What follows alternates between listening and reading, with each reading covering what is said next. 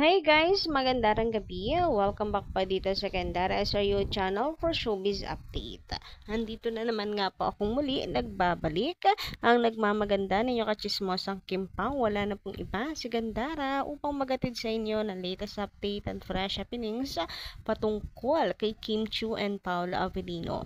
And para nga sa gabing ito, nako, tatalakayin natin at pag-uusapan ay ang pagka-bad trip ng ilan nating ka Kim Pao dito kay Ogie.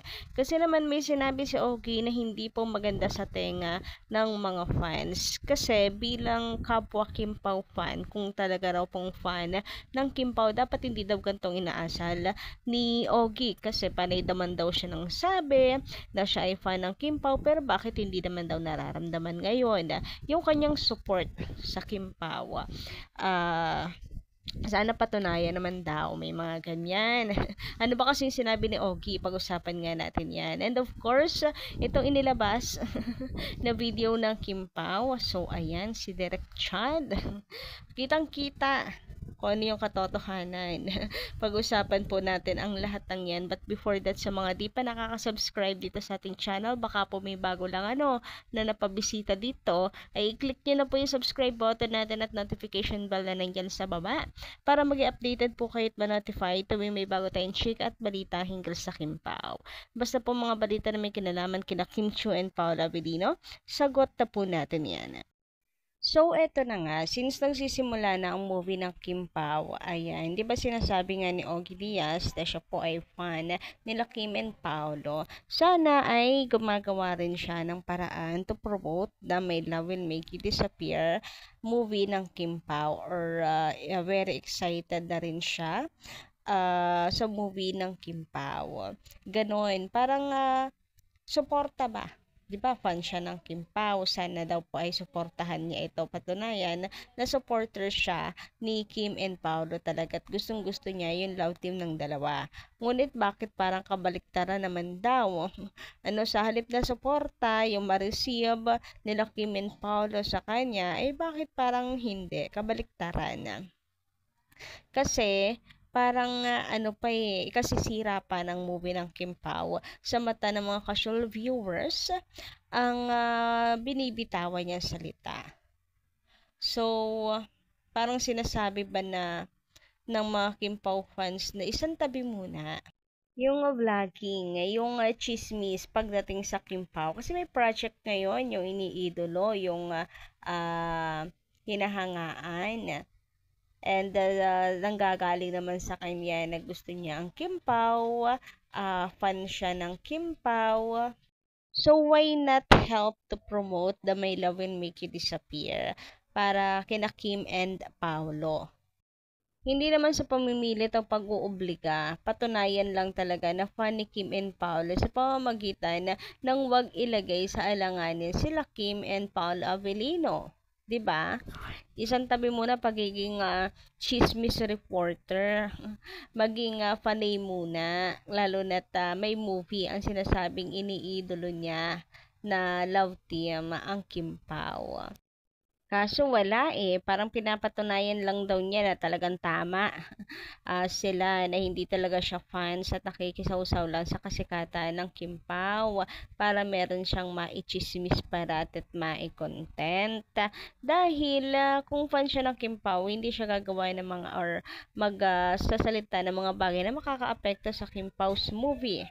Pero wala, parang sinisiraan na ngayon ang My Love Will Make You Disappear na kesyo konti na lang sabihin ay nilangaw. Paano? Dito po sa kanyang sinabi, wala daw pong tao sa mga sinehan. So, wala naman siyang sinasabi na, wala naman siyang binanggit na ang My Love Will Make You Disappear ay hindi dinudumog ng mga tao. Pero ano ba ang, or aling movie ba ang dapat puntahan ngayon ng mga tao sa sinehan? Ano ba ang showing ngayon? 'Di ba My Love Will Make You Disappear? So sabi dito sa post niya, kala ko maraming tao sa mall, pati sa sinehan. Wala masyado. Sabi nga sa akin ng isang expert sa industry, Ogie, paano ba natin pababalikin ang mga tao sa sinehan? Nakakaloka na. Sana nga sumigla na uli ang local movie industry. So, ayan. pahaging pa din no? Ano pa rin siya konektado pa rin. Kahit walang banggitin ng movie or hindi banggitin ang Kimpaw, pangalan ng movie, dahil ngayon yan, tapos banggit ang sinehan, ano ba ang palabas ngayon sa sinehan? Yung tulad ng sinabi ko, di ba may love will make you disappear. So, para saan yung post na to ni Ogie Diaz? Kaya marami ngayon nagtatampo, di lang tampo, galit po sa kanya. Narito nga po ang ilan. More on ang laki ng galit niya kay Kim. Since that incident, kaya bitter siya sa success na meron si Kim ngayon, including yung success ng Kim Pao. Eto pa, akala ko, okay yan si Ogie. True nga na masama ugali. Mapaggawa ng fake news. Kaya dami galit sa kanya Bad karma na lang sa kanya. Eto pa, sabi dito, may galit talaga si Odie sa Kim Pao. Kaya lagi niyang sinisiraan. Sama talaga ng ugali. Kawawa din si Liza. Isa siya sa nagpakalat ng hate kay Liza dahil ayaw na sa kanya as manager. So, mga comments po yan sa X and kung isasama pa natin yung mga comments sa Blue Up, grabe mga opinions, ang dami doon as in, grabe, pulutan nga ngayon ng mga Kim Pao fans si Ogie dahil naiinis sila kay Ogie Diaz. And then, meron din mga comments dito sa ating mga vlogs kahapon about Odie rin, na ganoon, may mga nagsasabing balimbing talaga, na plastic talaga, ginagawan lang ng content ang Kim Pao dahil matunog ang pangalan ngayon ng dalawa, gatong sa mga chismis.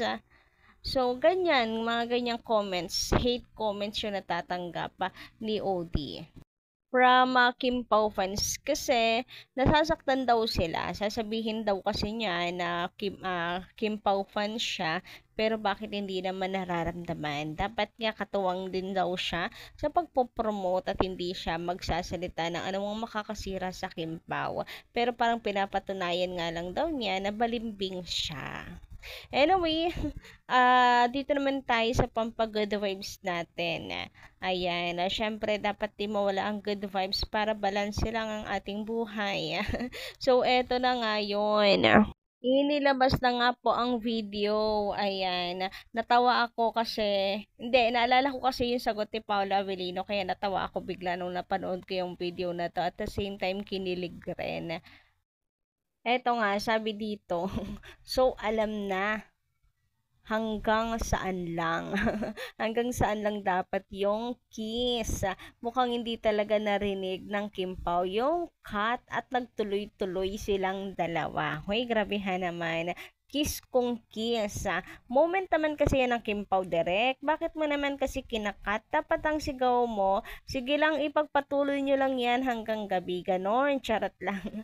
Pero ayun na nga, natawa ako dahil nalala ko yung sagot ni Paolo. Sabi ni Paolo, tatawa na naman ako na iisip ko. Nasa utak ko palang tawang-tawa na ako.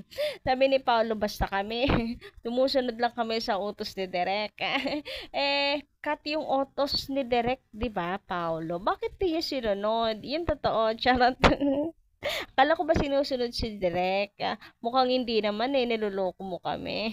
Pero hindi mo kami maloloko. Ayan nga, at taglabas na ng pruweba. Nako, Derek Chad.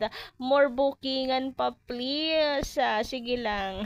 Sa susunod na may project kayo ng Kim Pao, kapag ganyan may kissing scene, wag mo nang sabihin cut. Iyaan mo sila kung hanggang kailan sila or kung hanggang kailan nila gustong tapusin. Charot lang, inutusan si Derek no? Charot lang. Pero ayun nga, Nandyan na yung pruweba, inilabas na. Ngayon, sige, palusot pa pa. O, sige, lusot pa kayo ni Ginchu. Lusot pa. Kala mo naman nauubra sa amin yung mga pacharot-charot nyo. Palusot-lusot nyo na yan. Nako, walang maniniwala dito. Charot. Anyway, hanggang dito lang muna ang ating update. Maraming salamat sa inyo pong pakikinig. And don't forget to click the subscribe button and notification bell for more updates. Maraming salamat.